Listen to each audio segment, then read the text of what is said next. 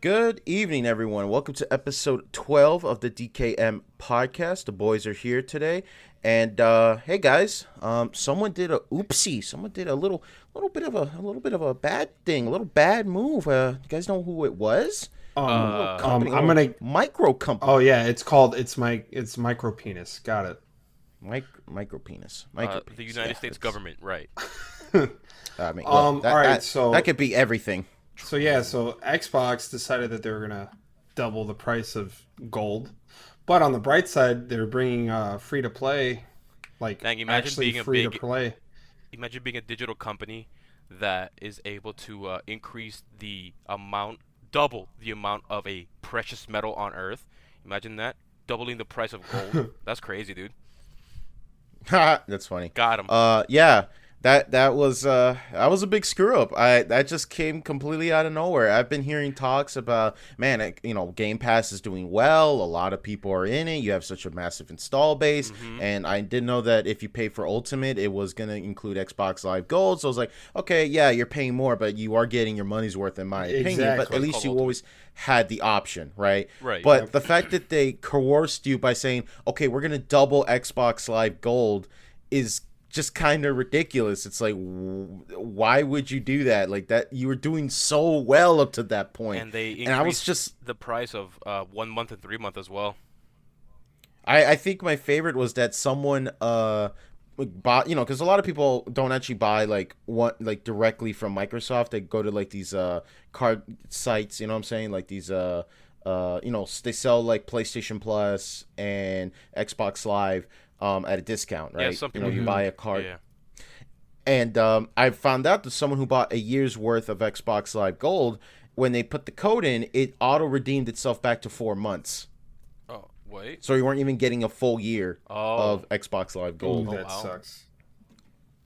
Yeah, and that's just crazy. But you brought this up, Kenny, where you said that now free to play games are now free. I did not know that. I was on the assumption that, going by PlayStation and Nintendo rules, that if it's a free to play game, you don't have to pay. Well, you don't have to basically pay a toll, essentially, because that's what these online services that they're charging people are, a fucking toll. They're not doing anything for the developers. They're not doing anything for the servers. Yep. It's just an unnecessary toll you're paying for. But the fact that you have to pay for Xbox Live Gold to play fucking Fortnite and Warbutt, what the hell, dude? So Microsoft had this whole time, and I didn't know, and I'm like, man, well, I'm sure as hell those- happy I'm not paying for that. those who had the Xbox knew about it. That's why I went into the family plan for Xbox Gold, because there's no way I would do it solo for $60 a year. Heck, even getting it with two people is more worth in the family plan than it is to just get it by yourself. The thing about that is, and immediately when I read that news, I immediately thought of Apple. Every time Apple comes out with this new innovative software, hardware, etc., Android's been everyone's doing like, it for like 3 years yeah, now. Android's been doing it for years already. So, Xbox, when they came out saying, "Look, we apologize. Now free-to-play games are now actually for free. You don't need an Xbox subscription service." And well, guess what? PlayStation has already been doing that for a while. So is Nintendo. Right, and Nintendo. So I just think that this was a someone out there was wondering what they can get away with. I feel like that's really what it is. Or they're really trying to push Game Pass out there, because yeah, Game Pass Ultimate always said, yeah, you get Xbox Gold with the Game Pass, or if you just want to get the Ultimate part of Game Pass. But people, I feel like they're just really trying to push Ultimate and push away the live service, because there are people who don't care about Game Pass. Primarily me. I don't really care about Game Pass because I don't really need it, nor do I use my Xbox for much. I discontinued my Xbox Live services for a bit, so I don't think I'm gonna be using Game Pass unless, like, I don't know, a new first-party game comes out that it's actually worth getting the Game Pass for. Right. Yeah, and most likely you already bought all the Xbox first party games you already wanted. Like, that's where I am with Xbox Game Pass. I'm using it right now. I started playing River City Girls. I'm looking forward to play the Master Chief Collection this year. I found out that Final Fantasy 15 is leaving it, so that kind of sucks, because I always put that in the background. I was like, oh, that's going to be kind of neat to play. But But yeah, for $10 a month, I think it's worth it, 'cause if you care about that catalog of games, and there's a lot of games out there I really want to play. I just don't have the time to play them all. But yeah, that's just yeah, it was just a dumb move. It was such a dumb move. Yeah, and I mean, I have Game Pass. I think it's well worth it, especially Ultimate, because you get it on PC as well as Xbox. But Xbox, it's $15 a month, and I mean, you get the iCloud or the XCloud, whatever. You get XCloud, you get all the games that you get access to, plus the PC version of it, plus Xbox Live Gold, where I mean, you can pretty much pay for the same subscription, just get the games on PC for about $5, which is still a steal, because True. you're still getting like a good amount of games, especially now that they're gonna add EA Play to the mix on PC, which still hasn't come yet for some reason. I'm pretty sure it Yeah, must be maybe- some paperwork, something stuck in paperwork. I don't know Maybe what it there's is. It was something supposed to be out in December of last year. How do you delay a service this like that? The only thing I could think of is like how long it took for HBO Max to finally come out on Roku, because Right. they say they have to do the paperwork. And I get why, because it's like, with Roku, everybody has to pay a cut to Roku if they want to put their streaming service on their platform. Right. And my only justification is, well, you can either make some money or you make no money out of it. That's a massive install base you're just sleeping on just because you haven't put it on Roku yet. I love HBO Max, I really do, but man, that wait of finally getting it on Roku was dreadful. It was such a pain. I I I think it's mainly paperwork. To tell you the truth, it's just that. Knowing how EA is, maybe it had to do with maybe EA with processing its current litigations in Europe, particularly in some countries. I think they have one in South America when it comes to loot boxes in general. So maybe it is a paperwork issue. Who knows? Maybe the EA Play is already set in stone with the Game Pass.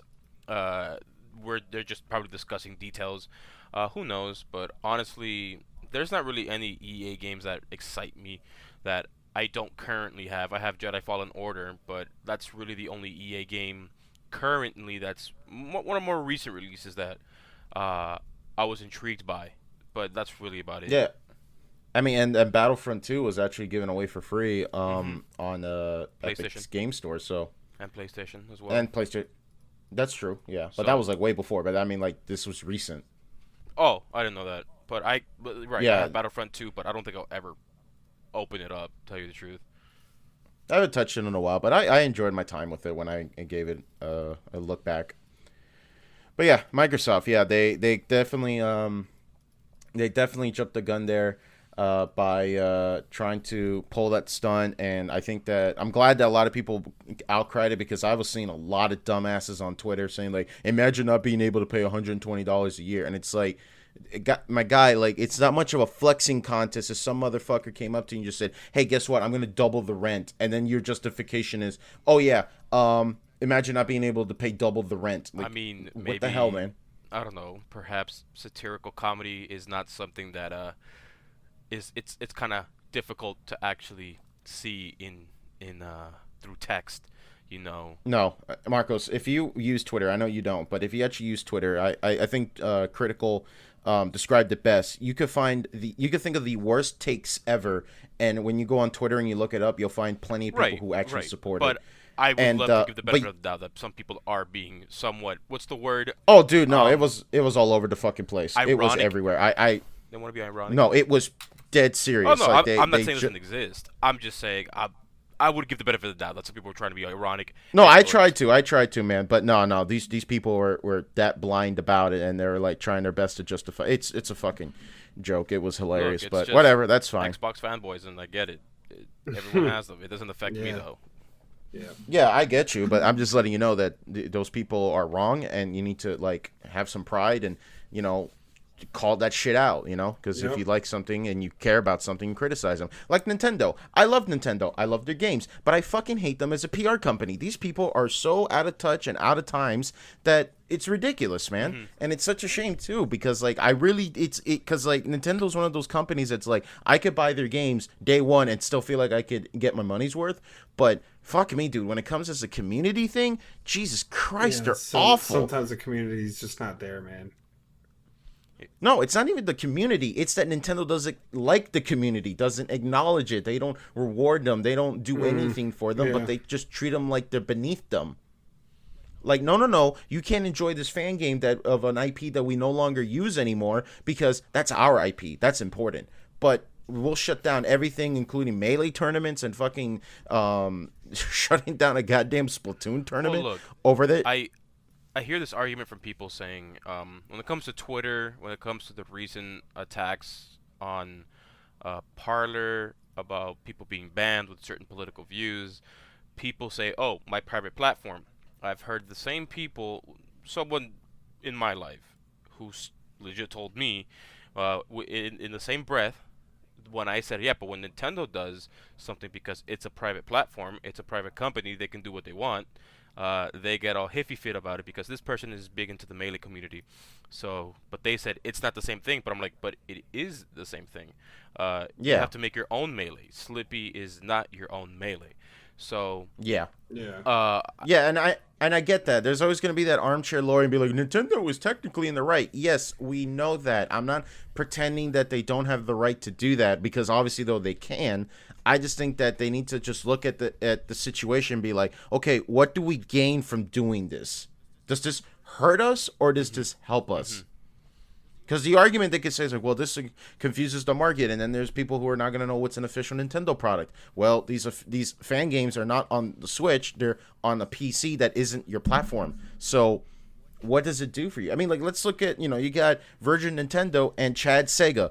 Virgin Nintendo shuts down fan games. They belittle it. They don't put their shit out there for the public. Meanwhile, you got Chad Sega here that just hired a bunch of fan game creators to say, hey, do you want to make the best 2D Sonic game in the last couple of years? Decades, And look how good yeah. Sonic Mania did.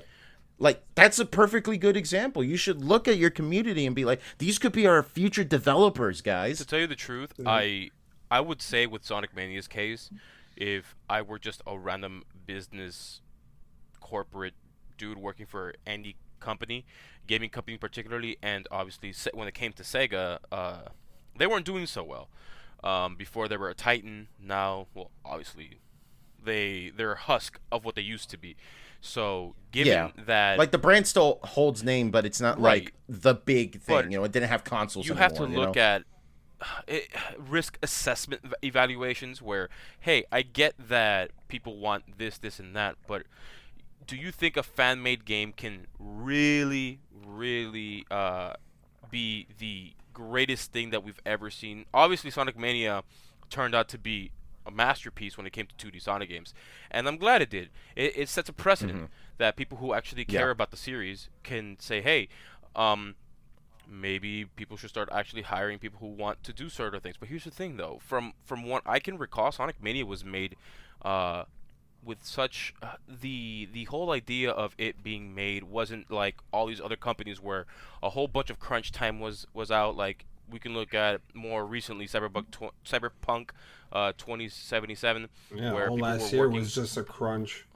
just crunch, and in Sonic Mania, as far as I know, people only crunch because they felt like it. They weren't pushed by it, pushed by Sega particularly to do such a thing.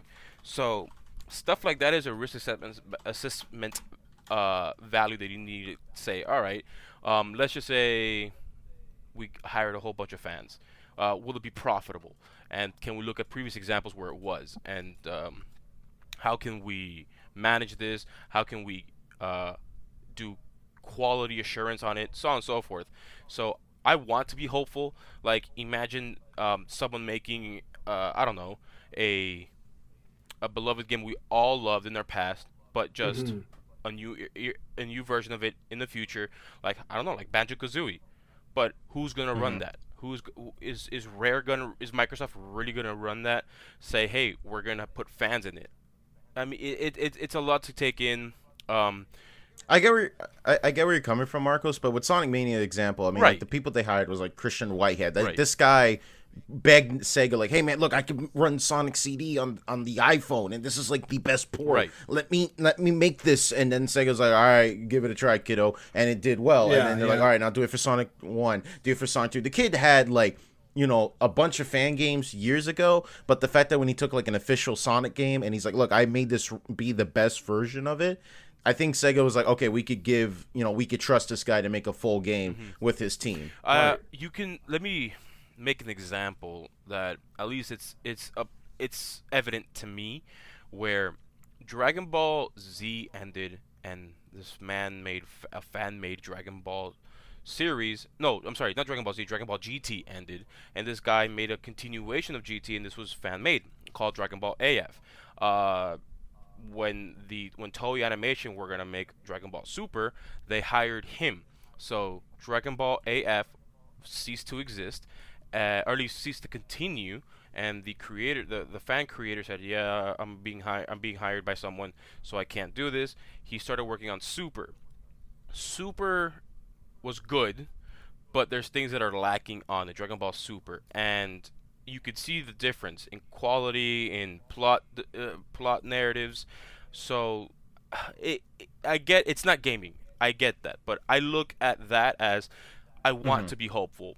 I want a fan who genuinely loves something from the bottom of their heart. Like imagine someone like I don't To know, the point where let's they look at make a game for it, like, right. or they make fan art, or they have like this giant community that's just behind them. I understand that 100%. Like, I just don't understand why Nintendo is so against that sort of mentality. Like, yeah, they'll let people do fan art, but the moment you try to make some ROM hack or anything that's kind of somewhat original, like what was the Smash game? What's the Smash game that they have online? Is Super M or something like that? Oh, wait, for Smash? You're talking about Project M? Project M. Yeah, they shut that down. Yeah, they shut down all of they it. shut.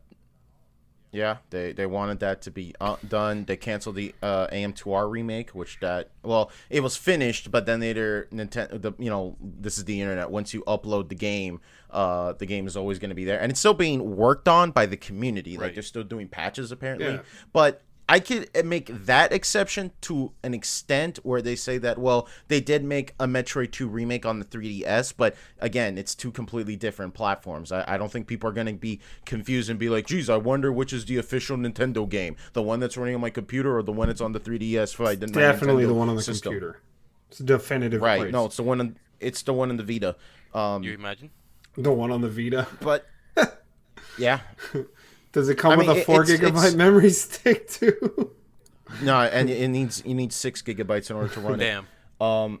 Anyways, but yeah, as far as the answer to your question, Kenny, as far as like why I think Nintendo does this, it's just simply put, there's a bunch of old Japanese dudes in Japan, and Japan's work culture, is drastically different here than America. Yeah. They are very strict and stern about like how their things are running. You know what I'm saying?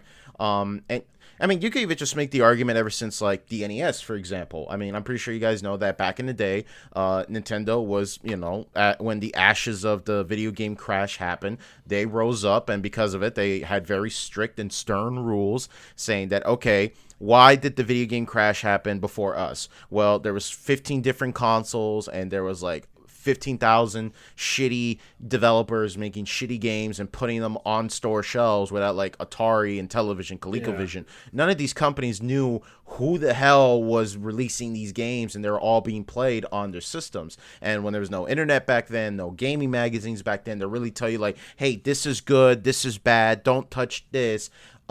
It eventually flooded the market. Why do you think that we had that colossal E.T. Atari landfill situation? That game was mass produced with zero development time, essentially, and there was just a flood of it, and then that's why the video game crash happened. When Nintendo rose up, they said, okay, what are we going to do? Well, we're going to make all our games that come to our platform have to go through us. All cartridge manufacturing has to come through us. So you got companies like Konami and Capcom, and all these companies had to like play ball to be like, okay, I have to pay a fee in order to get my game on your platform, but I also have to pay an extra fee to be contracted by you to not make games for another company, and I have to pay a fee in order to get my cartridges to be produced by Nintendo, essentially, right?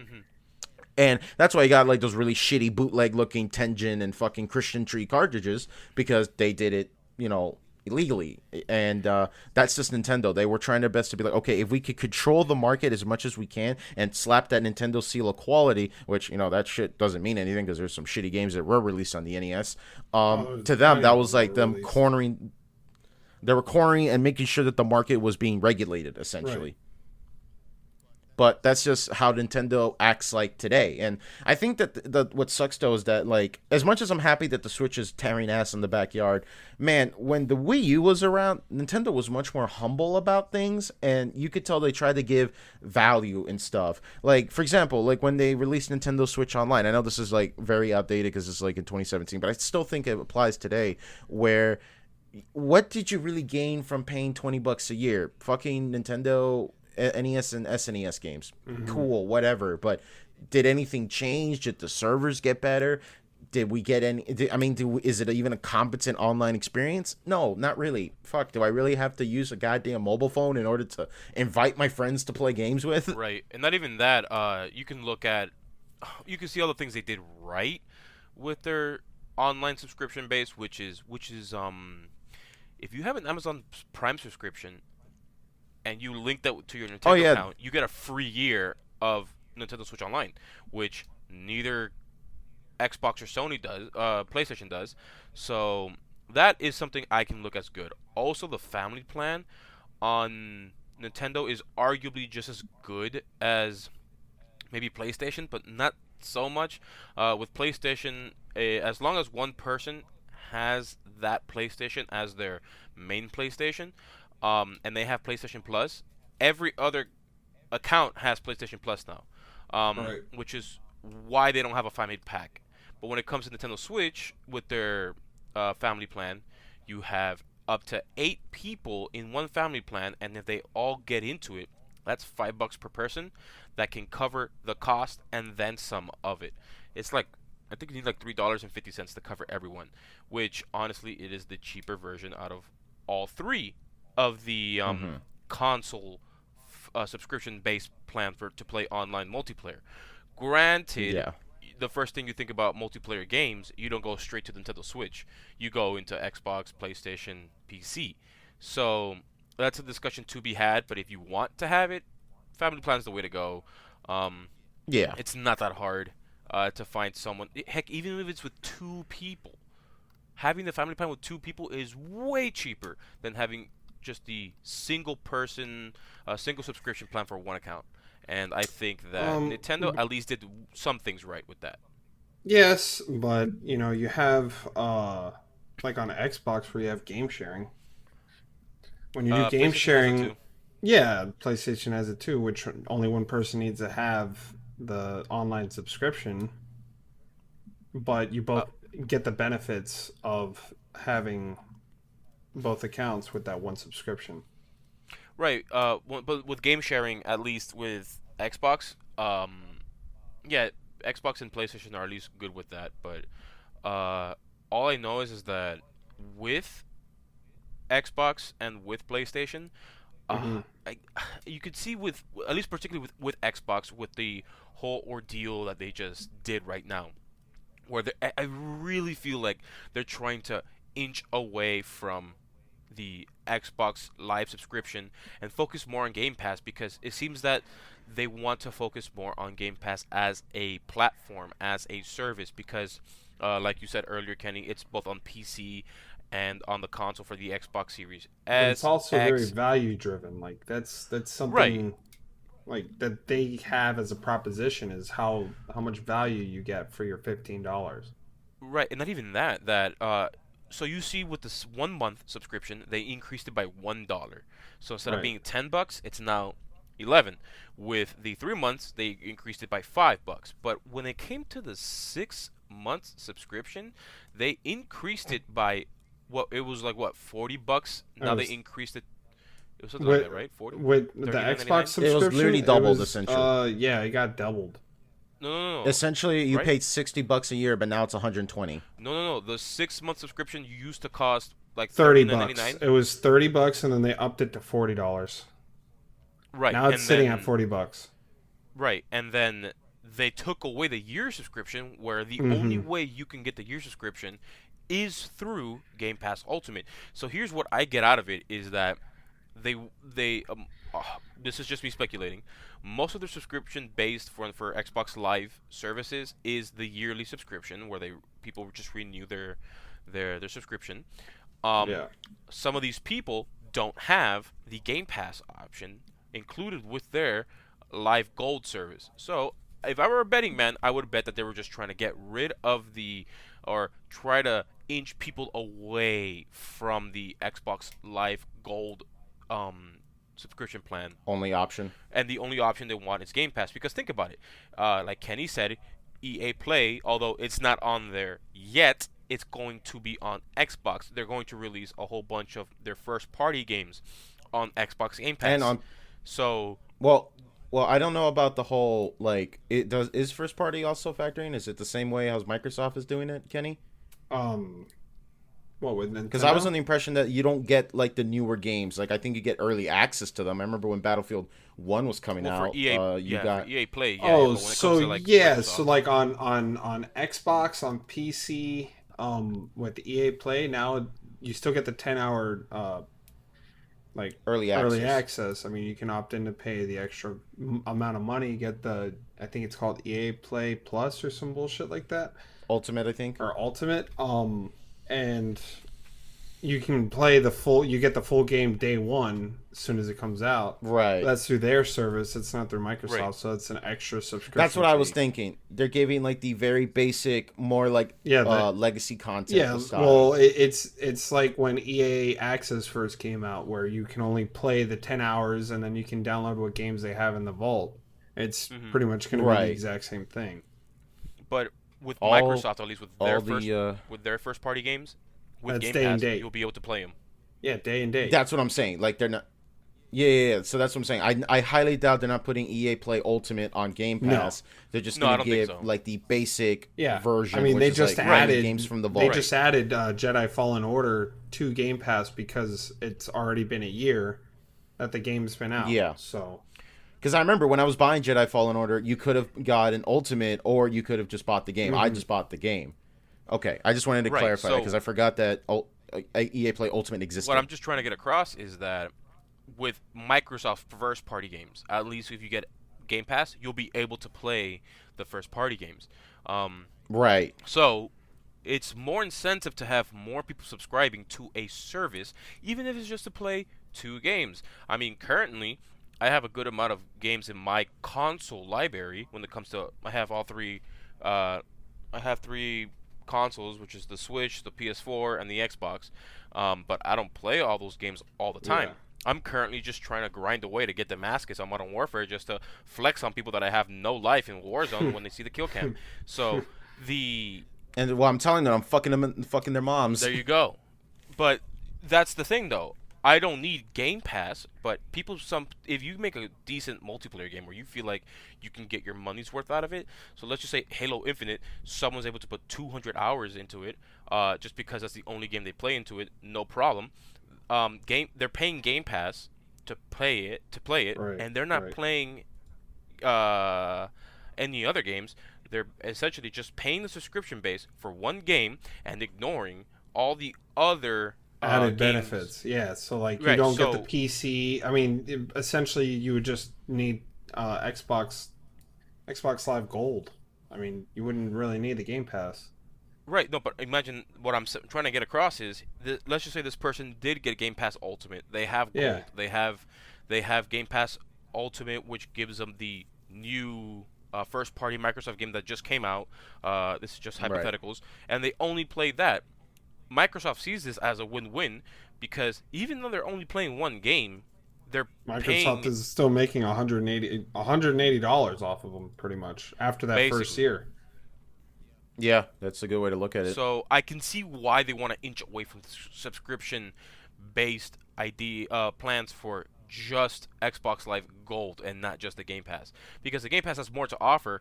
But given Hmm. how they're buying a whole bunch of these new companies, they're under their umbrella. They're talking about we were just talking about EA Play. Yeah. It makes sense that they want to inch away from it.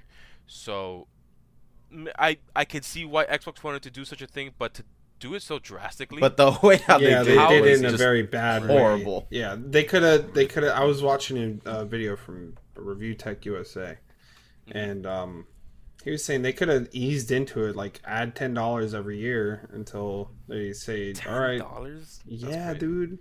Well, I don't think instead of about- it being $60 a year, it would be 70, and then the next year it would be 80, and then it would make people want to wean off of having that subscription and go over to the uh, Game Pass Ultimate. I mean, I feel like that would have been a little bit more of a scummier way to say that, hey, we're trying to get rid of Xbox Live Gold, but you without saying that, hey, you need to get off of it and get into Game Pass. I feel Right. like I guess they're. a more I guess you could say it's sort of like boiling the frog situation. You know, you Basically. put the frog in hot water, Yeah. and you turn it up just a little bit. but at the what frog won't notice, point, but he- like, how are you gonna just you can't just cancel Game Pass or Right, not so Game Pass, hear but me out. Gold subscription entirely? How would you do it?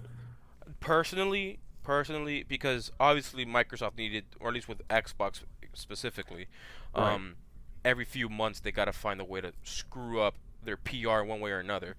Even though they were on a good track record recently. Well, that's every company. They always mess Right, up at but some I point. don't know. Microsoft just really shoots themselves in the foot every now and then, just because. Heck, why not? So I mean, to be fair though, when you compare it to like Xbox One launch, that was That them was- getting a like Gatling gun and shooting themselves consistently in the process, the like grenade. saying, "Yeah, it was a mess." That's why I really like this new guy a lot, because that dude took Phil that Spencer? burning Yeah. ship. Yeah. Phil Spector. He took that ship that was on fire, halfway underwater, essentially, and he somehow managed to turn that son of a bitch around and Yep. get everybody back on track. But damn, dude, did you hit a rock? Like, I mean, a fucking rock. You could not make any fuck ups after that goddamn horrible launch. how? I don't know. Well, Kenny, to answer your question, if I really want to keep a customer who keeps playing Xbox and only pays for the Xbox Live subscription, I would try to inch them closer to Game Pass by not increasing the price of the Xbox Live Gold subscription plan. Okay. $10 every time. I feel like that's a little bit more too scummy. And honestly, if that happened to me, I would never touch an Xbox ever again. because Okay, of that. so then how would you approach the situation? Because I feel like that would make the most sense is to increase the price. Right. So let's just say, for an example, I wouldn't. I update my Xbox Live Gold automatically every year on March. Let's just say it's March, right? Mm-hmm. Game Pass gives you a message that, hey, we're about to renew your Xbox Live Gold. Okay. Would you like to have Game Pass for the same price for one whole year, and then you get to keep your price point for $60 a year, but you won't have the entire library of games. You'll only have a restricted thing of Game Pass of games. You're still paying into Game Pass, but you're still paying into Xbox Live Gold. Okay, I don't so think having the there's entire a big Game Pass- flaw with that though. Like, here's my thing. Remember when we were talking about those pre-order bonuses, how you can mix them up and mix match them and change them? The special Is- edition, yeah, deluxe all- edition, the Human yeah, Revolution yeah. edition. That's what I feel like would end up happening if somebody tried, like, so like if you're about to renew your Xbox Live Gold and Microsoft's like, hey, we see that you're paying, $10 a month for $10 for 3 months on Xbox Live. What about upgrading to Ultimate? Be like, okay, well, maybe I want to upgrade to Ultimate, try it out, like some people do. Their incentive right now is if you know, like, however many months you have of Xbox Live Gold it'll translate into Game Pass Ultimate. So like if you have a year of Xbox Live Gold, then you'll have a year of Xbox Game Pass, or you'll have, an extra. It's up to 3 years you can have saved up. So if you bought 3 years of gold, it transfers into Game Pass, which doesn't equate to the same amount. Well, You're getting much more value per dollar when you do it that way, considering how much it is for gold than it is for Game Pass. Game Pass Ultimate's $120 more a year than getting Xbox Live Gold. Xbox, at least Microsoft, and this is why I don't think it's a flaw. To promote Game Pass, they said you can have they came up with a subscription plan where you can get Game Pass, Spotify Premium, and Discord Nitro, Yeah. all together in one package. A lot of people got that package. Guess what? Microsoft stopped selling that package. They were sweetening the pot for Game Pass, and I get it. Yeah. But that's the thing, though. With Game Pass, I still have that option to get my It's considered perks now, where you can get Game Pass or what is it? Spotify, Discord Nitro. Spotify and Spotify. and Nitro. Yeah, unfortunately, that I tried to get that Spotify Premium as well, but I already had Spotify Premium. Right. It was only available for new users, so that sucked. But oh well. But with that, I don't see as much of an issue because, or you can do the Adobe Flash thing where, hey, we're getting rid of Adobe Flash on December 31st, 2020, and the last chance you could do anything involving with Flash was January 12th, 2021. People were forced to find other ways to use their programs to still run on Flash, which I don't know, like maybe old school websites that have old school games, but they said, hey, this is what we're going to do, and that's it. There's no ifs, ands, or buts about it. So I'm sure if instead of increasing the price every year or so to $10, they'll say, hey, 2025, 2024, I don't know, pick a year, we're going to stop with Xbox Live Gold subscription, or better yet, we're going to revamp our Xbox Live Gold subscription to more accommodate Game Pass, because this is the way Xbox wants to go. But Right. to increase the price $10 every year, God forbid someone doesn't know about this information, and they're still paying. They're still paying for the what do you call this? For the subscription for Gold. Yeah. 5 years from now, and you're paying the extra $50. Now you're paying 120. I mean, not $120. You're paying $110, and you're like, wait, what? I didn't know about this. What's happening here? So Okay, but that's the flaw with all the right, $10 subscription. I understand that completely, but let's say you're grandfathered in where, somebody that's just getting Xbox, they're getting charged the extra $10 a year. But somebody that's been on the renewal process for the last fucking 15 years now, they still get to keep their $10 every 3 months, or their $25 or however much it is for however many months. They're locked in. That was the whole idea of them doing the double. So like when they were going to double the amount of Xbox Live Gold, whoever already was paying for their Xbox Live Gold didn't have to pay the extra $60 a year. They just keep paying their $60 a year and keep on going with their life. Whereas if somebody just got Xbox Live and they didn't want Game Pass, they're going to have to pay the $120 instead. Right. So a lot of people are going to be grandfathered in when it comes to that scenario. Exactly. But here's the thing, though. When you look at how many people are going to be grandfathered in versus how many new subscriptions are we going to get just from the Xbox Live Gold subscription, I feel like if I were a betting man, I would bet on there would be more people who are grandfathered in. So Microsoft trying just to pull a fast one over new users was just for that, in order for them to just get Game Pass. Which obviously, if you were playing just on PlayStation and this generation, you wanted to get both an Xbox and a PlayStation for this current gen of consoles, sure, why not? You can do that. you would not get just Xbox Live Gold, where Game Pass exists, and it's like, oh, it's a much better deal because look at all these games I get to play on Xbox.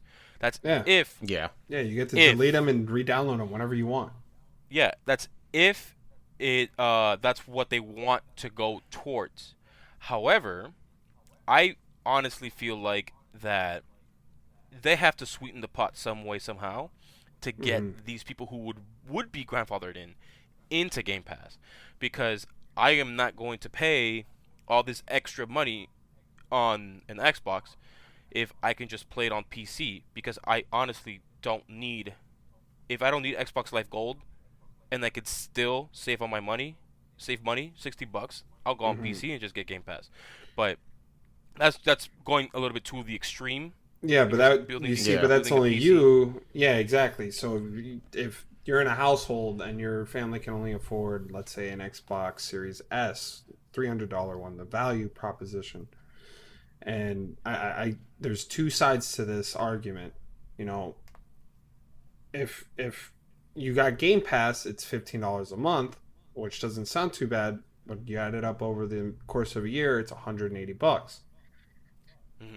That's true. But, you know, on the other hand, it would suck if they increase the price for people that just got an Xbox, because we're still in the same scenario where that family can only afford that cheap Xbox, and they had to pay $120 for a year. So no matter which way you look at it, like you're still paying over $100 on top of the $300 that you just dropped on a console. Looking at So these, But they might not be able to make a PC, so then the argument where, you know, you'd rather just get Game Pass on PC doesn't exactly apply to that sort of all scenario. right, I'll raise you a better one then. In your scenario where people can't afford, and for some reason they want to get an Xbox, because why not?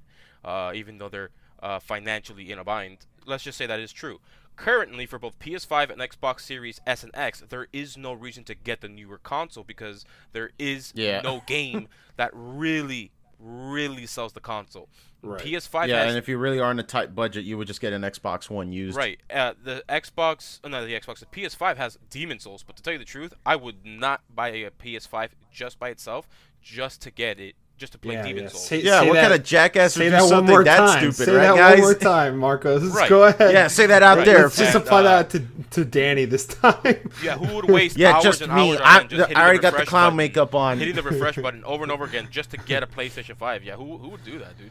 I don't know. Yeah, man, I went up to that Best Buy with my clown car. I was playing the fucking circus music and everything. Dude, but I that's was what I'm juggling PlayStation That's what I'm saying. controllers. At least at this very moment when we recorded No. this podcast. No, Your and I scenario, get that, but you wouldn't want to get an Xbox Series. You would get an Xbox One, and still, even then, not since they rescinded their, you don't have to have Xbox Live Gold or something along those lines just to play free to play games. Which so is imagine nice. a family of two with two kids. Yeah. They get to play Fortnite for free. Yeah. Whoop-de-doo, you got an Yeah. Xbox One, the original one, from a GameStop because it's used. It's gonna cost you $120. Cool. You're gonna get that. Plug it in. Kids play Fortnite. They're happy. So Yes, that's but there's a huge flaw to that. What happens if the Give me a Xbox flaw. One breaks? Then right. they're out What the if the 120. Xbox Series breaks? It's the same argument. But the Xbox Series is insured under a warranty. But if it breaks outside the warranty, then I understand the argument. There's always the what ifs. Right, but anyways, like that's exactly. let's say that That's not a family flaw, is that's a huge strapped hypothetical. on money, but wants to get their kids, because this is a family home. Wants to Oh, get they get their them a Switch. kids. Well, no shit. Yeah, I was about to Yeah, say. get 'em a Switch. Yeah, we'll get a Switch at that point. Get 'em Yeah, a- Kenny, you have to also factor into that. There's also other platforms and kids. If you let's say these are kids, most likely the kid is gonna play Fortnite, so they'll just play it on Fortnite. anything else. Oh, by the way, their phones. That doesn't Right. work Let's anymore. not That doesn't work phones. anymore. If they have an iPhone, it won't work. Can't download No. Kids, look. All right.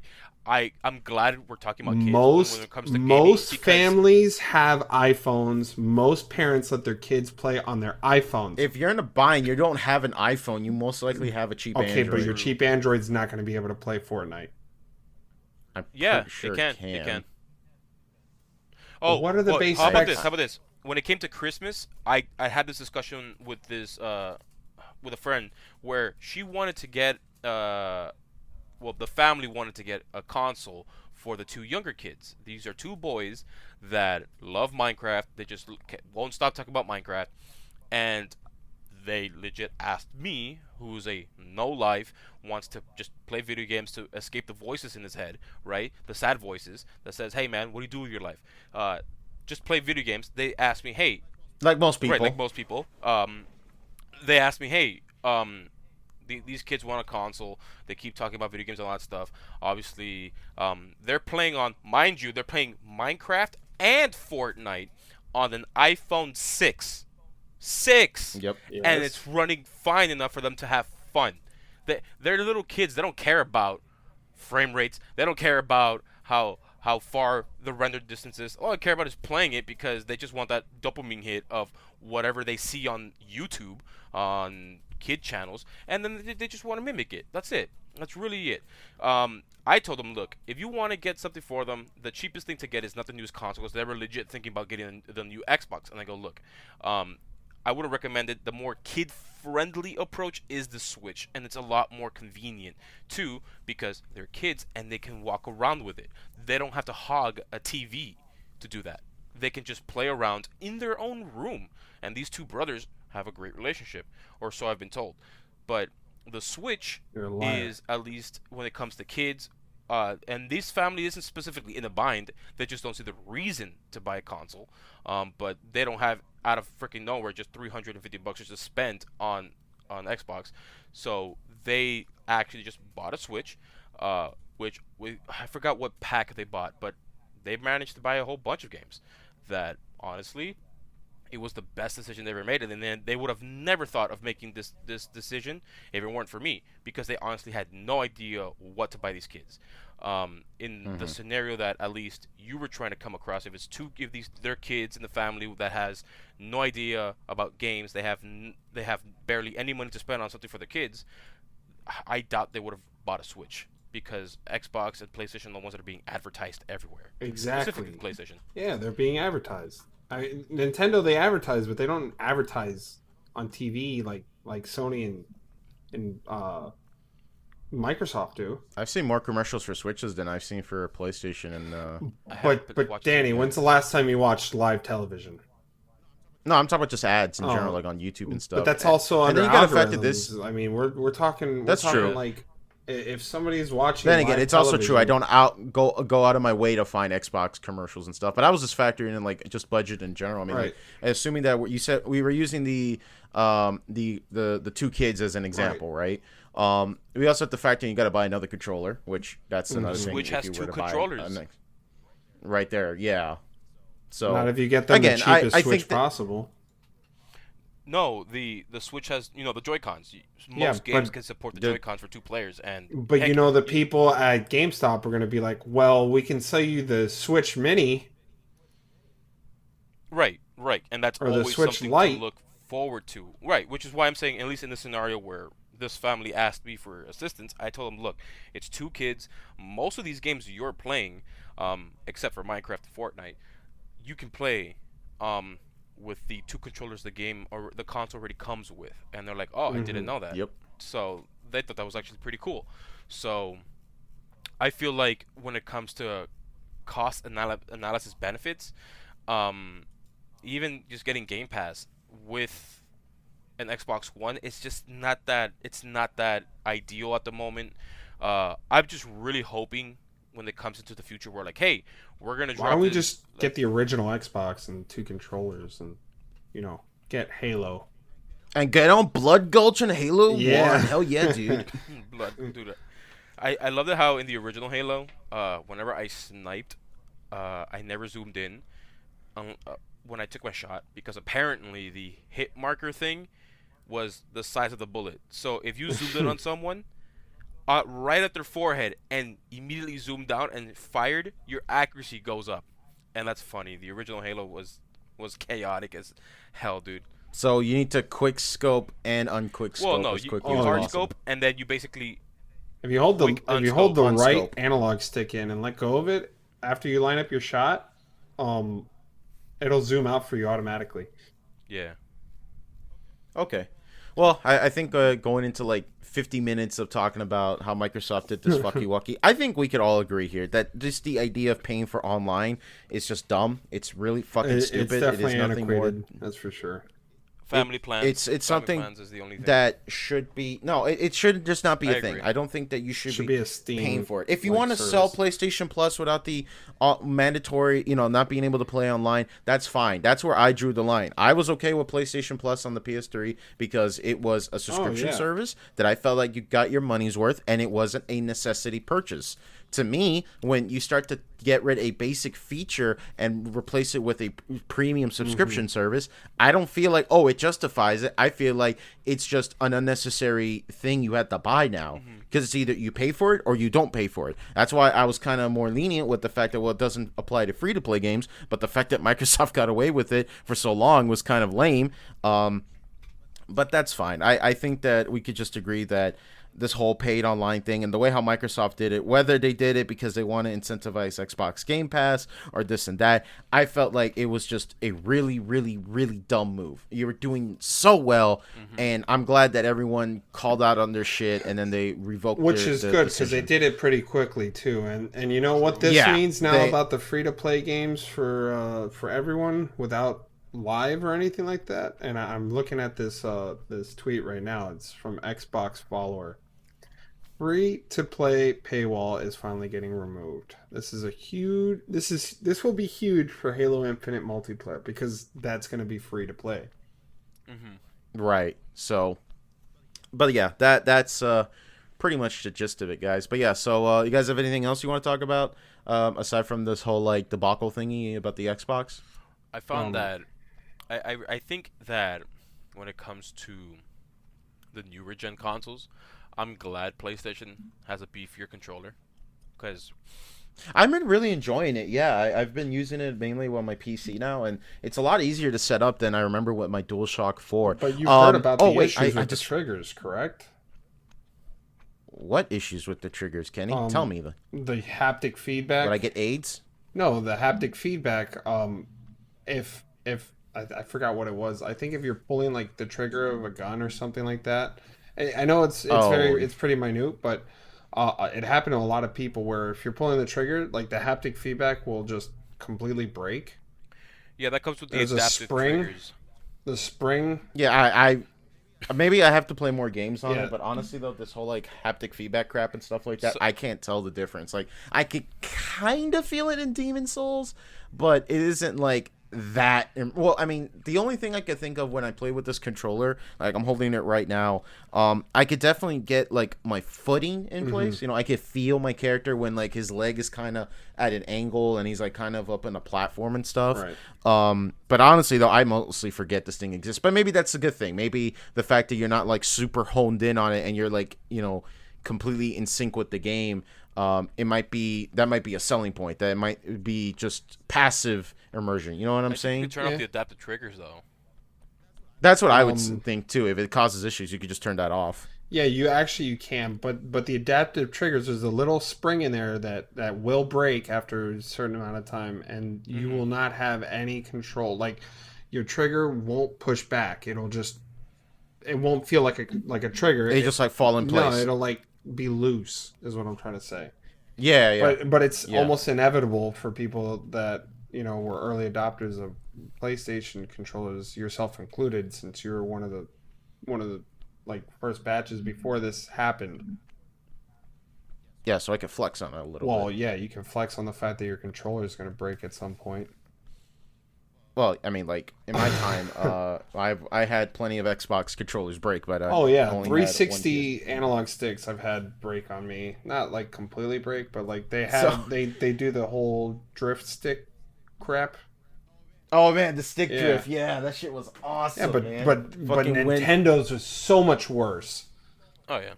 Oh yeah, the Joy-Con drift situation. Yeah, that was. Thankfully, I'm still lucky. I've never gotten it, never, and I hope to not get it. Thankfully, and my sister has the Switch Lite, which has always been like the biggest fear. Is like, God, if that thing gets fucking stick drift, I'm gonna be losing my shit. You have to get a whole new freaking what's it called? A whole new console system. Yeah. Speaking about consoles, you guys mentioned current gen systems. Did you guys see the new Resident Evil 8 presentation? It was fairly short, but it was pretty Super tall entertaining. lady. Was hyping on it. I didn't see it. I saw it. What I just thought was really funny was that the announcement that they said that originally Resident Evil 8 was going to be on the PlayStation 5 and Series X. Like, so it was like, okay, finally we got a game that isn't on the PlayStation 4 and 1. They announced that the game is also coming out to, and I quote, current gen systems. I guess they're factoring in that not everyone has a PlayStation 5 right now. Well, so they just said, okay, let's just release the game on a bigger install base but the at current this gen point. systems And then we'll just are Xbox Series X, PS5, and Series X. yeah, but I just thought that was funny how he phrased it as current yeah, it's gen. weird. Well, when's the game gonna come out? I believe in May. Let me double check. Resident Evil 8 release date. It comes out on May 7th. May 7th. And if you buy it on PlayStation 4 or Xbox One, you do get the free upgrade to the PS5 and Xbox Series X. I haven't tried out the Maiden demo yet. It took forever because the PlayStation Store kind of crashed a bit. I finally got added in my library. I got to download it though, but I definitely want to play that because I'm interested. That the new direction with Resident Evil trying to be more like horror focus. I mean, shit, Marcos, if you love Canehurst Castle, you will love Resident Evil 8 because the entire layout is almost exactly like Canehurst I've Castle. only seen gameplay of Canehurst a little bit. What? Yeah, I never. Oh never my played it. god, dude, you are missing out. And the fact that that whole area was an optional area for Bloodborne is a crying shame. That is such a good area in Bloodborne, man. But yeah, I was immediately getting Canehurst vibes Wait. On Resident Evil 8. Canehurst. Maybe I'm confusing with something else. Canehurst Castle, the one with the vampire lady who's like, oh, bring blood drakes, and where you complete the Alfred side quest. Let me see. Oh, yeah. I remember. Yeah, so Yeah. I was immediately entranced, but man, I just like how unconditionally horny everyone is for the new villain for the Resident Evil 8. I just love the joke where it's like, oh man, I hope the tall vampire lady doesn't catch me, hee hee hoo hoo ha. But yeah, I'm definitely looking forward to that Resident Evil 8. It looks pretty good. I haven't played Resident Evil 7 though. I was trying to wait good. until play it on. I think it's still on Game Pass on PC. Apparently, you so can I play it might in actually VR too. So that's another. well, that's the thing though. It did get a PSVR edition on PlayStation VR, but it never officially got a PC support for it, Which is which so kind dumb. of sucks. Yeah, I mean it's possible to mod it in, but I've heard it's not as great. You know what I'm saying? So I'll just probably play the game just fine on 2D. But yeah, I was sort of. It's a shame because I was really looking forward to playing it on VR, but unfortunately though, by the time I got my copy of the game, I already sold my PSVR and got my Oculus headset. But yeah, I just thought that was just kind of neat because that's the thing though, because I thought about this. Have we have a official player count for PS5 and Xbox Series X? Because I'm not like factoring Steam. systems sold. It's not like Steam where we obviously have certain The people polls, who are playing the game currently, but we can get certain estimates like pre-order sales, people who actually have the game. Yeah. That is a much more publicly accessible, at least easier to access information when it comes to pre-orders in general. But yeah, that's why I'm not counting like systems sold because unfortunately we're still dealing with scalpers. talking and, like, about one scalper might have. next gen consoles. The Verge just released an article about NVIDIA Shield TV supports PS5 and Xbox Series X controllers. gaming TVs, Neat. I'm just letting like you that. know. That's kind of cool. I mean, it's a pretty good streaming box. I would definitely get one. I've been debating on getting You one. used to have but the Shield, just the haven't. handheld Shield, and you loved it. I did, and then I sold it. I just wasn't really enjoying it, and it was more of a headache than anything. So I sold it. It was a fun piece of hardware. It really was like a hell of a beast of an emulator. Like that shit was running PSP games, N64 games like a dream, but that thing was bulky as fuck to take around, so I just didn't want to keep it I anymore. love how It was I cool. love how thin the Switch is, dude. Just take off the Joy-Cons and you could put it in your back pocket if you have one. Pretty decent. Oh, dude! I had one time when I was working at this one job, I managed to put my Switch in my back pocket and put 4 Joy-Cons in my jacket, and I had to take them all out at once, and all 4 of us huddled around this tiny little screen to play Mario Kart go, dude. at the time when I just got the You know what Switch. that sounds like? Sounds like Good you're times. a Nintendo drug dealer. You want to buy a console? Yeah, dude, I got a You want Joy-Con. to buy a console? You want Hey, some dude. Joy-Cons? I got some Joy-Cons. Hey, dude, I think I got an extra one. I think I shoved it all up my ass, so let me just shit it out real quick. Oh, damn it, I got Joy-Con drift. Whoa. That's why I'm super glad on certain stores having the extended warranty stuff. So if you have extra Joy-Cons, just slap on an extended warranty, and if there's any drift, who cares, dude? Just get new ones with a warranty and you're good. Yeah. My rule is, at least when it comes to something that I feel like would break often, or something that it would suck if it would break and you're like, damn, now I gotta go buy another one, stuff like that. My price cap is like $50. If it's an electronics that's more than $50, 50 or more I should say, I put insurance on it and I extended a warranty on it, and it I can't think of the last time I ever bought an extended warranty. Actually, just recently, I'm Oh, going to be yeah. getting a new phone next week.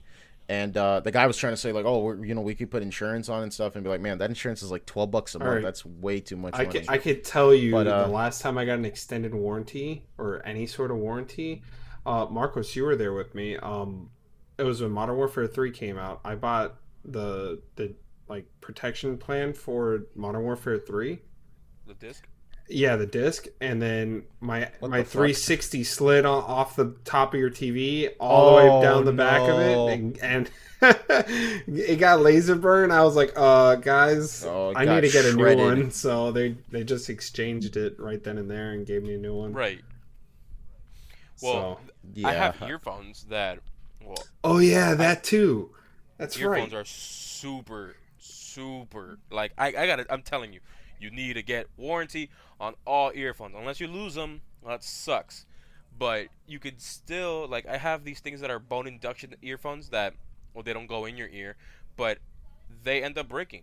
Something ends up happening to them. And guess what? I just go to Best Buy, be like, hey, this happened. All right, cool. Do you want to store credit? Do you want to replace it? I just replace it, and that's it. I don't have to worry about getting a new one at full price, because all I really got to do is just pay the warranty on that new one, which is legit a quarter of the price of, like a quarter or a sixth of the price. I can't remember. So I have gone through like 4 of them already, because, well, you put them down, you take your eyes off it 1 second, and out of nowhere, here comes I don't know, some random heavy object that goes, hey, I'm just gonna sit right here and just fall on your thing. A random thwomp just comes out of the sky and just destroys you. Ooh. Yeah, I can't remember the last time I paid for a warranty. I don't know. I'm pretty good with my electronics, and usually these like warranties are very stingy and very strict. And God forbid, like you use a warranty that may be like 2 years old or something, and it's still technically viable. Right. You could go to the store and like they won't honor it essentially because that warranty has been outdated or things like that. So I just generally believe that if the manufacturer has a decently good warranty system, I'll just use that one instead. But yeah, I think we could wrap now, guys. I think, unless you have something else you want to say. One more thing. Did anybody notice that Warzone kept Rebirth Island? That's a popular mode. I haven't even used it, honestly though. And Kenny, you saw me stream it, and you could probably see why I don't like playing Warzone. Oh yeah, I know. But yeah, okay. So yeah, so let's just to clear the air a little bit. I know that by the time you listen to this, the news is already old with the whole Xbox thing, but I feel like that it's important. We need to talk about it because it's not just a price hike. It is the way how they did it, how they were trying to put it under the nose, and how it pissed off a lot of people, and people were quick to voice their discontent with it. I'm only just saying that because I know that, again, we're recording this on the 23rd of January.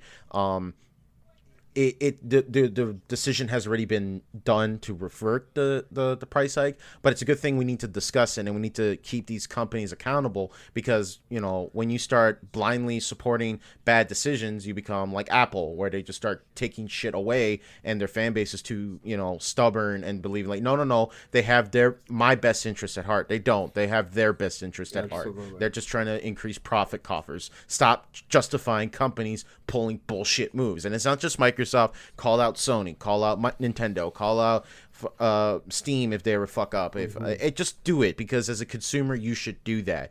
Vote with your wallet. Don't pay for shit that you don't feel like they don't deserve it. Don't just. It doesn't gonna work. It doesn't work. Like, with people boycotting, like, let's just say, I don't know, company X that everyone loves using their services did this. Everyone dislikes it. Everyone says, let's get on a boycott. Have you heard of the term, all publicity is good publicity? This is true. Yeah, that's why you don't boycott. You don't pay for it. Thing, though, that's what you should be doing. These boycotts that end up being relatively successful end up not even hurting the bottom dollar on these companies, because guess what? Once the boycott does go through, their sales either drop very significantly, but with the increase of an attention, they actually get more money out of it. The data is really, really clear on this. That's why overhyping. Yeah, but Marcos, what my point is though isn't that I'm trying to I'm not trying to I'm more talking about the specific one guy listening to this. You know what I'm saying? I feel you. Like, if you're not happy with the product you're paying for, don't pay for it. Yeah, Meanwhile, that's what I'm getting at. Like, don't worry about what the company makes. Apple's gonna keep making money, because guess what? There's a sucker born every minute. There's never gonna be, that is a constant in life, right? But what I'm saying is that is one person, is you as a consumer. If you don't like what you're paying for, don't pay for it. Don't try to justify. Don't try to play mind games. Tell the companies, I'm not going to support it because it's not something I'm willing to pay for. So yeah, that's just what I'm trying to get at with this episode of the podcast. Whole, is that when it comes to publicity stunts and things where boycotts get really big, it ends up not really doing anything, and the company doesn't really care. Right. That's what I'm saying. Like, that's what I'm saying. You don't even have to boycott. Don't give them any more time, money, or rent space in your head. Just don't pay for the product, or don't pay for the service if you don't feel like you're getting your money's worth. But clearly, Microsoft saw the outcry, so cases do happen where they said, "Hey, we're gonna revert our decision." It happens, not often. I will give you that, but it does happen. Companies, generally speaking, do want to have a big base of people paying. So that, I just wanted to get that off my chest, because I know some people are going to be like, well, this seems kind of dated. Right. It's not. It's still a relevant topic to this day. And I think that it's a good thing that Microsoft reverted the choice, but God damn it, it should not have been something we should have had to worry about, even if it was for a day. Look at a more recent example that we were just actually talking about in this episode. When it came to Nintendo and Melee and Slippy, everyone was mad about it. The Nintendo fan base were like, damn, this really sucks. It really does suck. Mm-hmm. But guess what? Sephiroth got announced. Everyone was getting hyped for it. And even the pro players, who were Melee pro players, who were playing Ultimate, like Leffen and Hungrybox, they're like, look at this. Nintendo did something outrageous, something dumb, something that honestly makes the community a worse community overall, because now patches can't be officially done in Slippy by the creator. And everyone's mad. Everyone's really mad about it. But now a new character comes out. These two same players, who are pro players in Melee and also are really, really decent in Smash Ultimate, guess what? They're still playing Smash Ultimate. Am I saying that their negative views on Nintendo are worthless and they have hypocritical views because they're still playing Nintendo games? No, of course not. Far from it. No. But albeit they're still saying they're against Nintendo, but they still support Nintendo by playing their games, buying the DLC. It's a lot give and take. Obviously, these pro players make money out of playing Nintendo games, so it's a hard call for them. But a random Joe Smo, they can vote with their dollar, even though it's one vote. You're not wasting your vote, and I agree with that. Right, and that's true. Like, if you're mad about a topic, or if you're mad about a decision a company's made, don't assume that everyone sees eye to eye to you. So, just move on and be like, okay, if that person doesn't see a problem with it, let them do what they want, unless it's actively hurting them in some way, shape, or form. But so the point is, we're trying to get at with this episode. Vote with your dollar. Don't pay for crap you don't want to pay for. Don't try to play mind games. Don't justify it. Call that shit out. Now. Exactly. Now, eventually, though, when we do get that DKM Patreon going, though, I'm just saying, Do it But for me. I don't like Do it for- Patreon. I prefer Subscribe Star. Well, yeah, get into my OnlyFans. Pay for my feet pics. Really need people to pay for my feet pics. Okay. My But yeah, toe hairs, with dude. that in mind, though, I'll get the OnlyFans account up and running by the end of this episode, guys. Thank you so much for listening to DKM episode 12. Thank you for everyone who's listening and watching us on YouTube. We're getting up to 15 subscribers. I'm feeling it, guys. We're gonna get 16 by 2022. I'm excited, but don't worry. When my feet pics come out, we're doubling that numbers, The moment guys. we hit 69 subscribers, I think I'm considering leaving the DKM podcast because that's all I needed to do. 69, say nice, and then head into the sunset, never to be seen again. Well, with that port feature in sight, we'll go ahead and end it right there. Let the good times roll, like I always said. Thank you, everyone, for listening to this episode of DKM. You know where to follow us on YouTube, Twitter, Spotify, Anchor, Google Podcasts. You have all those options. Remember, we try to put this out available to everyone because I think everyone, including your grandma, has the right to listen to this beautiful podcast with three handsome friends. I think that's all we got to say, guys. Have a good one. Take care, and good night. Later.